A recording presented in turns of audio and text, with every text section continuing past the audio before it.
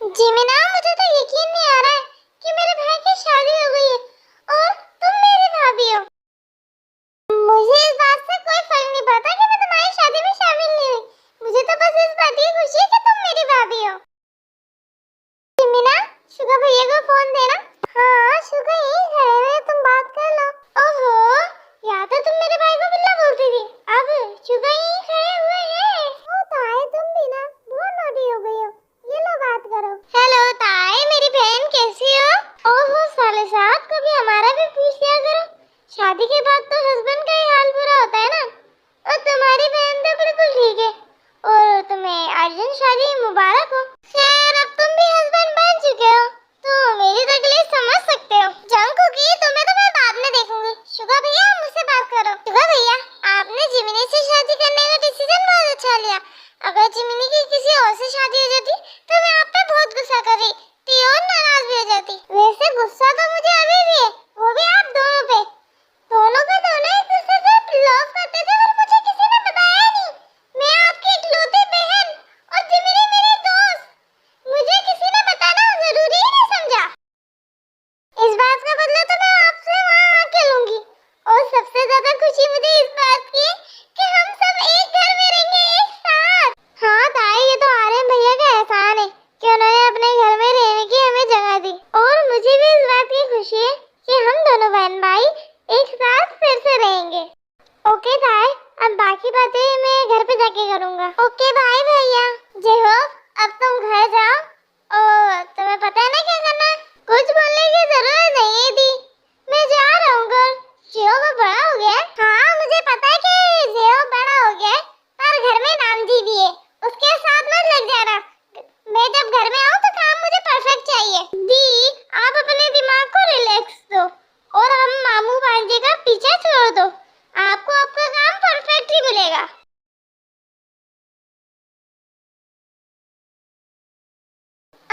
मैं क्या कहती हूँ, घर चलते हैं, नई दुल्हन का वेलकम भी तो करना है।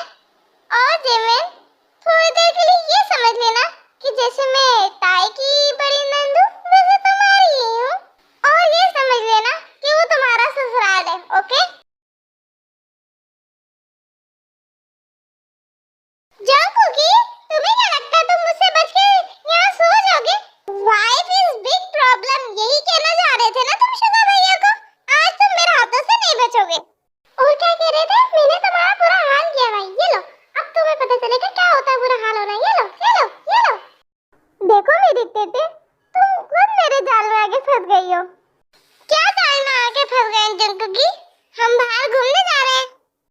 नहीं, अब तो हम तुम्हारे भाई की शादी सेलिब्रेट करेंगे।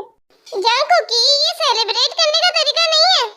असल तरीका तो सेलिब्रेट करने का यही है। वहाँ पर भी यही सब कुछ हो रहा होगा। जंकुकी, तुम बहुत गंदे हो, गंदे।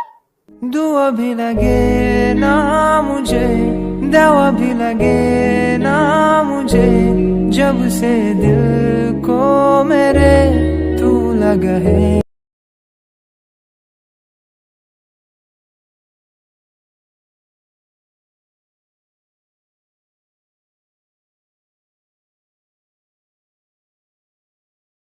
सर, आपका पासपोर्ट एक्सपायर हो चुका है, तो आप यहाँ आए कैसे? आप इलीगल तरीके से यहाँ आए? नहीं, मैंने जब वहाँ से अपना बोर्डिंग पास लिया तब मेरा पासपोर्ट एक्सपायर नहीं था। ये सब हम नहीं जानते। आप हमारी कस्टडी में रहेंगे जब तक हमारे को फुल इंफॉर्मेशन नहीं मिल जाती। गार्ड्स, इन्हें ले जाए। आप मेरी बात पे यकीन करें, मैं कोई इलीगल तरीके से नहीं आया। मुझे छोड़े। लिसा, एक काम तुमसे सही नहीं होता है। मैं क्या करूँ रेड? आपने मुझे ताई को ढूंढने में इतना मसरूफ किया था कि मेरे पासपोर्ट पे नजर ही नहीं पड़ी। ताई, भले तुम्हारे और मेरे बीच में कितनी भी दूरियां हो, कोई भी रुकावट बने, पर तुम मेरे जंगल में एक दिन तो आओ। इंतजार करो मेरे यहाँ से छूटने का। उस दिन तुम्हारा लास्ट डे होगा। चलो जिमिन, तुम्हारा ससुराल आ गया। और शुगा, जैसे मैं अपने दोनों भाइयों को डांटती हूँ, वैसे अब तुम्हें भी डांट पड़ेगी। क्यों नहीं दी? आप हमसे बड़े हो। जिमिन, शुगा, अब इस घर को तुम अपना घर समझना और मुझे अपना बड़ा भाई। अरे भैया, जैसे आपने हमें सहारा दिया है ना, वैसे कोई बड़ा भाई ही अपने भाई को सहारा दे सकता है। अरे भैया, अगर आप नहीं होते तो आज जिमिनी मेरी जिंदगी में नहीं होती। मैं जिमिन को खो देता। बस बस,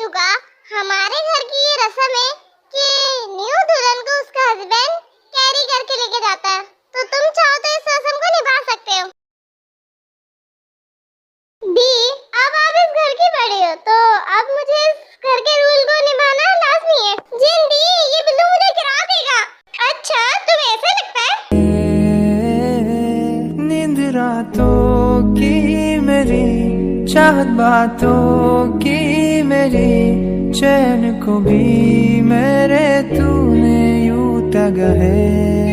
शुगा, तुम्हें मुझे मारना है क्या? इतनी जोर से कौन फेंकता है बेड के ऊपर? और बोलो जिंदगी के सामने कि मैं तुम्हें गिरा दूंगा।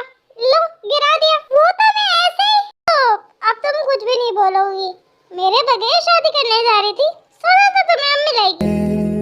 जब सांसें भरूं मैं बंद, आगे करूं मैं नजर, तू यार आया।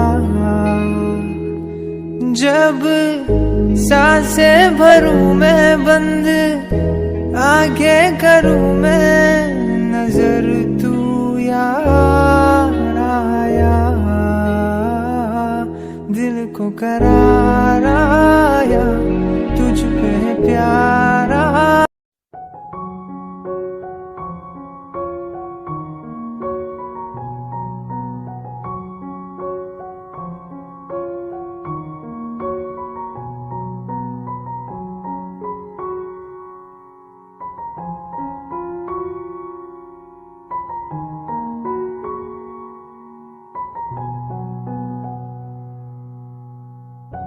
और शुगा, आगे क्या सोचा है?